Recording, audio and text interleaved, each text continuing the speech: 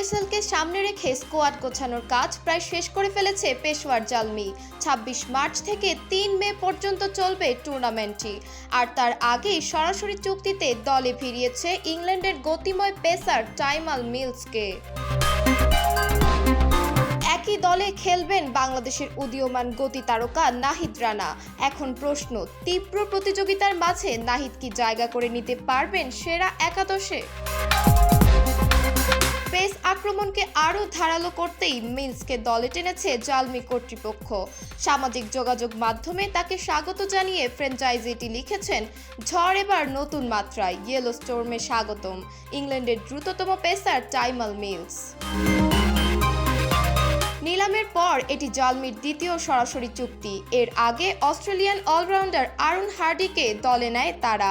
Afghan wicket keeper batter Rahmanullah Gurbaz tournament থেকে সরে দাঁড়ালে তার জায়গায় হার্ডিকে অন্তর্ভুক্ত করা হয়।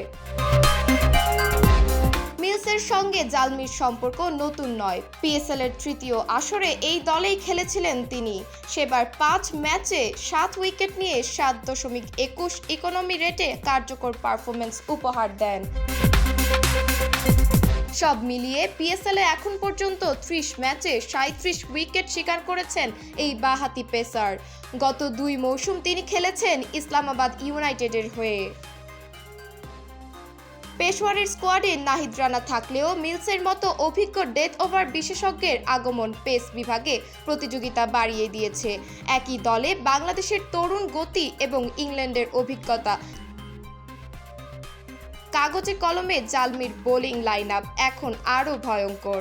তবে বিদেশি কোটার হিসাব ও কম্বিনেশন বিবেচনায় এটিই আবার নাহিদের একাদশে জায়গা পাওয়া কঠিন করে তুলতে পারে। নাহিদ ছাড়াও পেস বিভাগে আছেন আব্দুল সুবহান, আমির জামাল এবং সুফিয়ান মুকিমদের মতো বিকল্প। ফলে প্রথম একাদশে জায়গা পেতে হলে পারফরমেন্স দিয়েই নিজেকে আলাদা করে প্রমাণ করতে হবে বাংলাদেশি এই তরুণকে।